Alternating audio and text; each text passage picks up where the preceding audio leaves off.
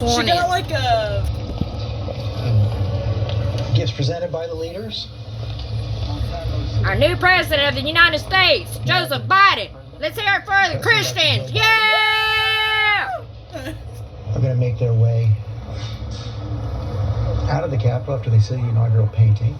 Modern technology, right? It's a good picture, too. This is Kevin McCarthy, Republican leader in the House. So President Biden, Vice President Harris, Dr. Biden, and Mr. Imhoff, on behalf of Republicans of Congress, congratulations. Very proud of you both. When President Washington was sworn in as the first president of the United States, only a handful of people saw the ceremony or heard the famous first inaugural address. Today, the inauguration is seen around the nation and indeed around the world. Yet the task facing the nation is no less momentous than it was in Washington's time. I listened to your speech today. You talked among the tension and division. Our task as leaders is to bind this nation's wounds and dedicate ourselves to the values of all Americans share together. With modern technology, just a few minutes ago, it captured in these pictures. History in the making, for all the world to see. This picture should serve as a reminder of that task that we have before us. As a very proud son of California, it is my honor to present to a very proud daughter of California as well. Today, Vice President Harris made history, and all of America should celebrate that. But we should also remember that this is not the end, but just the beginning. As leaders, we are judged not by our words, but by our actions. So let's go forth from here together, accomplish great things for the American people. And every time you look at this photo, remember the beginning of the job we have to do. Congratulations. House Republican leader Kevin McCarthy, right there. President Joe Biden, right there. Steny Hoyer is Democrat leader. Dr. Biden, Mr. President. No, Joe. You're Mr. President. And we are so proud of that. Dr. Biden, he makes you call him Mr. President? Marriage is about to get rocky, I can tell. On behalf of the Joint Congressional Committee on the Inaugural Ceremonies, I too am proud. More than that, I'm ecstatic to present the two of you this picture. A testament to technology and a testament to history. Mr. President, in your speech, you talked about faith. You talked about tribulations, but you talked about victory. The Johnson brothers wrote a great hymn. You know it well, Mr. President. Today we have a new day. And that hymn came out of faith and out of deep trouble into hope. And they said, facing the rising sun of our new day begun, let us march on till victory's won. That's what your speech was about. And that's why we are so proud and ready to march with you, President Biden. God bless.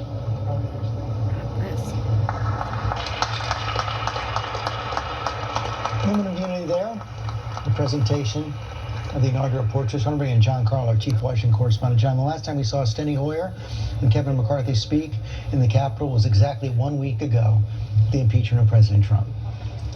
And we heard blunt words during that speech by Kevin McCarthy during the impeachment. He voted against impeaching Donald Trump, but he was blunt. He said that Donald Trump bears responsibility for the attack on the Capitol.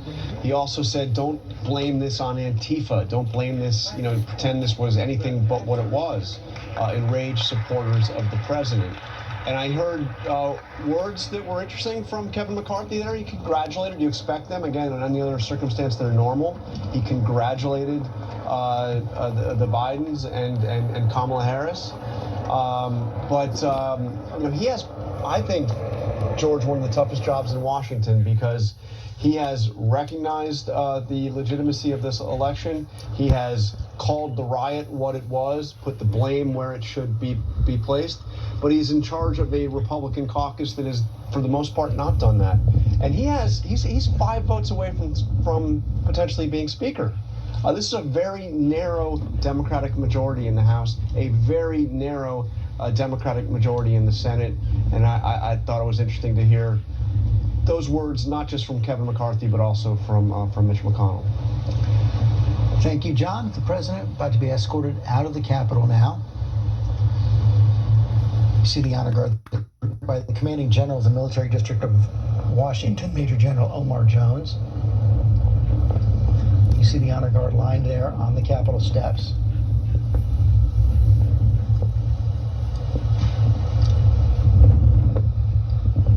Rachel Scott there on Capitol Hill, a majestic moment. It is, George, and we are going to watch Biden walk down these steps. He has seen 8 presidents. Now he will leave as the next president of the United States. And listening to what Jon Karl was saying, I was struck by just those moments inside, those just rare moments of unity that we have seen play out here on Capitol Hill after a very contentious 4 years, especially the last 2 weeks. Biden last walked these marble halls at the Senator more than a decade ago, and Congress has definitely changed. And as he calls for unity, he will be challenged with not only trying to unite a nation, but trying to get lawmakers on the same page to get his agenda through, an agenda that is going to be not only challenged in Congress, but also at a time when we have confirmation hearings and that impending impeachment trial, George. No question about that. The honor guard in place. David Muir, we heard from Chris Coons. They don't even have agreement yet on how to conduct their business as President Biden takes office, and that trial must begin. We certainly know the president's wish from talking with his team yesterday, even before this monumental day for him, that they hope that the Senate will be able to move forward with both its constitutional duty and with the work of the day. I do wonder, with the difference of what we're seeing given the COVID pandemic and the luncheon that would normally take place, instead the American public is seeing the gifts exchanged, that this has been sort of a nice break from the vitriol and the political divide in this country to see the House Minority Leader, Mitch McConnell, soon to be, and Speaker Pelosi standing there and trading a laugh or two. Mitch McConnell made the point that we now usher in a president and vice president who bypassed the House completely. They come from the Senate. There was laughter in the room from both of them. But as John points out, and you just saw the Minority Leader McCarthy there, he said, "I'm proud of both of you." These are words you don't hear in Washington. And I think to the physical gifts that we saw today, that those words were a bit of a gift to the American people at a time when we're desperate for some sort of bipartisan give and take, and perhaps that's also a symbol today of some hope to come. Mitch McConnell, though, very clear yesterday, even though we don't have a working plan yet, when this trial will begin, how they will proceed with their days, he made it very clear yesterday the mob was fed lies. They were provoked by the president and by other powerful people, still leaving open the option of which way he'll go on this. Lindsay Davis, President Biden beginning his term with some goodwill. His approval rating close to 70%, about 68% right now. President Trump is leaving office, never having hit 50. And, I'm struck by also, because I was talking earlier about that public sentiment shift, right? And just now we heard from Congressman Steny Hoyer, and he was talking about let us march on till victory is won. The words that he was quoting were the Negro National Anthem, lift every voice and sing, which really kind of will resonate with many. And at the same time, Minority Leader Kevin McCarthy also saying, I listened to your speech. I heard what you had to say. And I think that that's powerful as well, because, we cannot forget that there are a large number of Americans who do see this so-called browning of America as a threat, who think that their freedoms and liberties are being stripped away, who see, perhaps most significantly, that America was already great in their minds, right? And so there's a thought of let's go back to that and not necessarily forward to this. And I think that those are the minds that President Biden is going to really have to change at this point. And funny enough, Kevin McCarthy was talking about George Washington, and in 1797, John Adams said that he, after George Washington's term was over, that he thought that he had whispered, "I'm almost out, you're almost in. Guess who's happier?" But Joe Biden Biden seems really happy today. He definitely does. This has been the quest of a lifetime, as we've said. And we see that crowd there gathering there on the Capitol, a small crowd on the Capitol. Rahm Emanuel, I wonder, one of the things, though, we saw Joe Biden today, we saw him give the speech. I was thinking, though, of the speech that They're supposed to be 6 feet during apart. the presidential campaign about how nice it's going to be to wake up the morning after we have a new president and just not have to tune in 24/7 every minute of the day, watching for a tweet, watching for some kind of new incendiary statement. That approach, kind of taking a laid-back approach, worked for Biden in the campaign. I mean, first of all, think about all this ever since Twitter, the President Trump was taken off Twitter, how all of us just immediately, the mercury just started to drop back down to 98, 97.5, 97.3. So for all of us, this is going to be a sense of relief that not every minute there's going to be put on at 103 degrees, this fever pitch. And I do think for the president-elect, part of who he is about, and I think you saw I actually was struck by how Mitch McConnell approached him. There is a camaraderie there of one of their own of the Senate. People that know each other, I don't want to use this, but like an old shoe that you're comfortable, you know each other. And I think when you think about how, the fact is that Nancy Pelosi and President Trump never talked for about a year. Mitch McConnell's going to be very comfortable picking up the phone, and it's going to go first name basis. Mitch, Joe, etc. Obviously, I do think McConnell will call him Mr. President, but he'll call him Mitch. And they will be able, because of that trust, to get so much farther. Now, I don't think everything's going to go, birds aren't going to be chirping. Beethoven's not coming through the cloud and playing. On the other hand, that is a big piece of business when it comes to Washington. That caution, because you think of your former boss, Barack Obama, who would always bristle when people said, oh, if you just go play golf with John Boehner or go have lunch with Mitch McConnell, everything's going to be very. He said, no, it's about power and where the votes are. I'll never forget this meeting. We were meeting in the Roosevelt Room, and Eric Cantor was saying something to the president. He was a Republican congressman. Yeah, a Republican congressman, Republican leader, and he said something, and President Obama looked at him and says, Eric, elections have consequences. And that was almost the beginning, because the Republicans walked out and felt like they never had a chance to be heard, although I think there's a disagreement about that, and I don't want to take our time here. But the fact is, I think they are going to give, and I read Mitch McConnell now, I think he is going to give Joe Biden a lot more latitude than he did President Obama. I don't think it's going to be a breakout of bipartisanship, but I don't think it's going to start with rancor, because I think the first person that does that is going to be called off sides. Well, and on that point, Chris Christie, on the margins, personal relationships matter. Oh, I think it matters more than on the margins. As you develop those relationships, it becomes a lot harder to hate up close, George. And yeah, we're very divided right now, but I think taking the time to build those personal relationships and understanding, as with any personal relationship, there's going to be ups and downs to it. And every time there's a down, you can't, hop off the train. You've got to hang with it. You have a responsibility as an elected official. But I will say, in response to what Rob said about the temperature going down, because the president's no longer, or former president now, has no longer been on Twitter, I would also say that we've got to be concerned about some of that too. I don't want Jack Dorsey or other folks in social media deciding who gets to speak in this country and who doesn't. And it bothers me that the Ayatollah has a Twitter page and Donald Trump doesn't. And so while I understand how it helped, I understand how it helped, Ron, but let me tell you, the first time they turn around and they take someone off that you like and you agree with, there's going to be some real problems. It's time for the pass and review now for the president.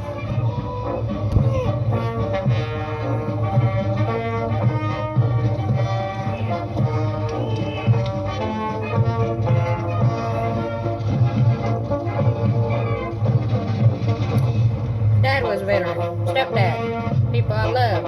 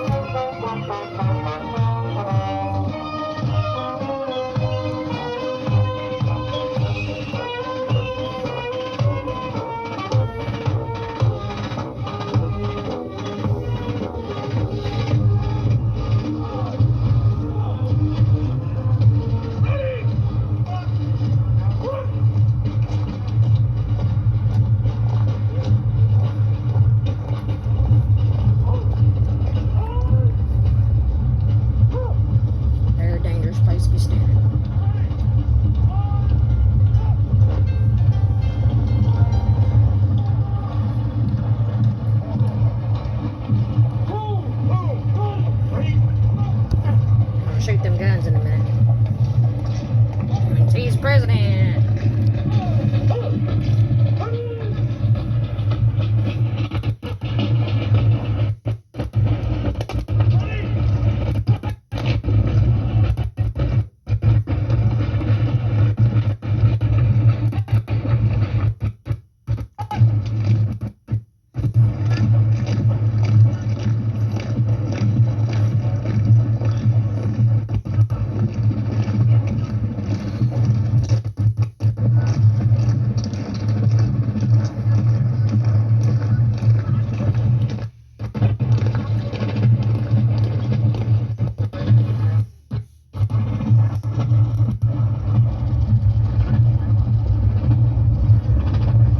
George Washington.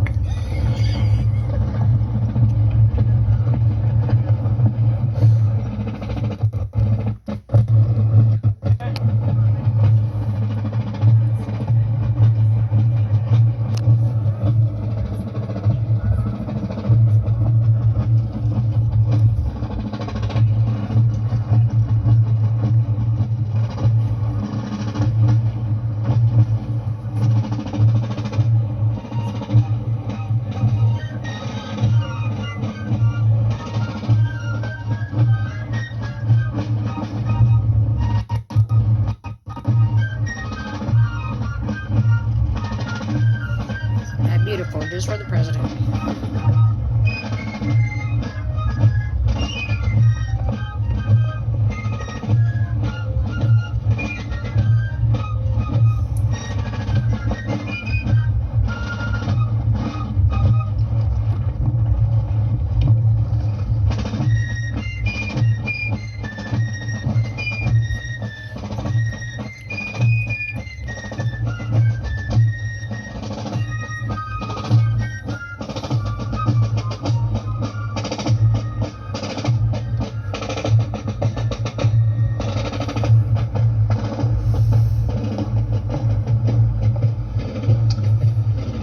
Martha Raddatz, those military bands, the pride of the military.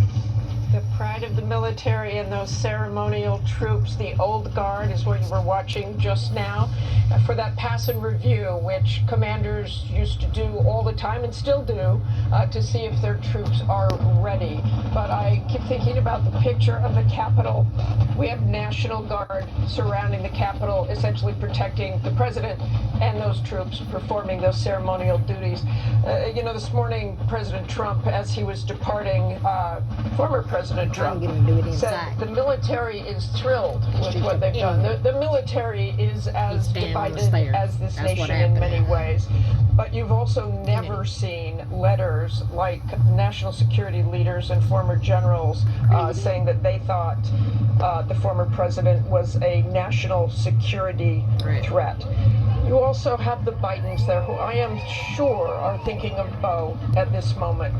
Biden family served. Beau Biden served in Iraq proudly.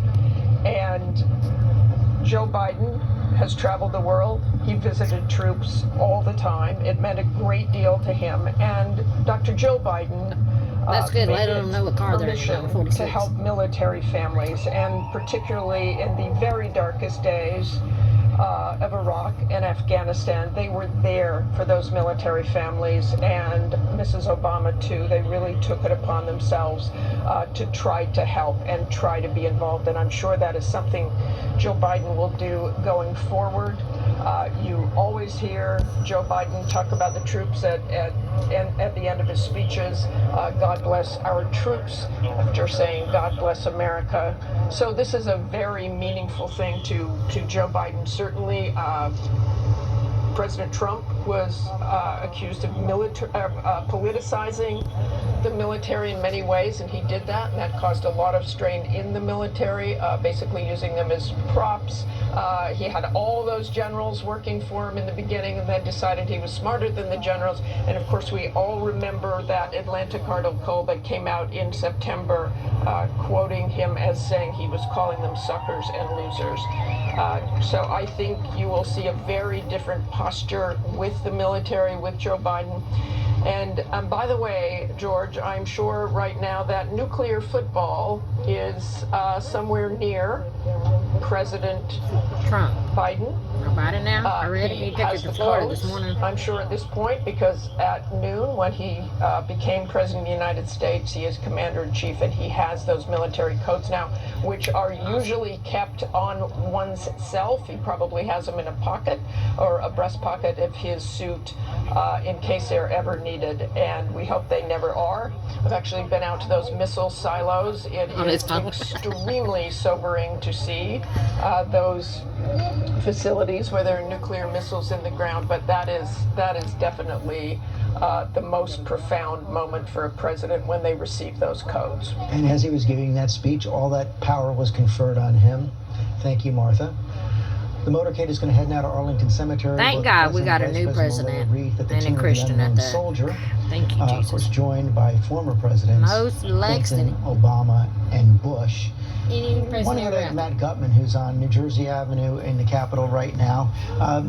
That motorcade is going to be making its way through empty streets that are normally filled with tourists and celebrants on this inauguration day. This is one.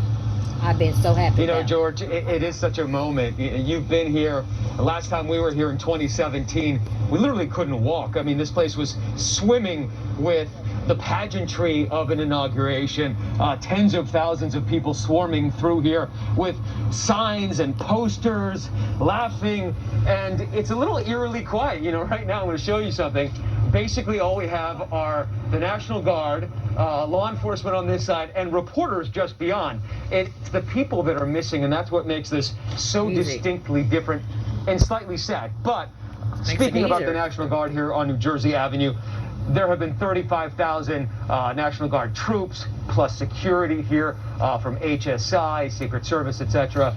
But one of the great things that I've been seeing is a lot of people just coming by this buck private here named Reynolds and saying, hey, thank you for what you're doing. Thank you for being out here. And despite the fact that there are not a lot of spectators here, there is a sense that we have turned a corner, a sense of relief, and I think a sense of pride for a lot of these people helping pull security here. It's not a very exciting job, a little bit boring, but Private Reynolds told me he feels like he's part of history right now. George. Thank you, Matt.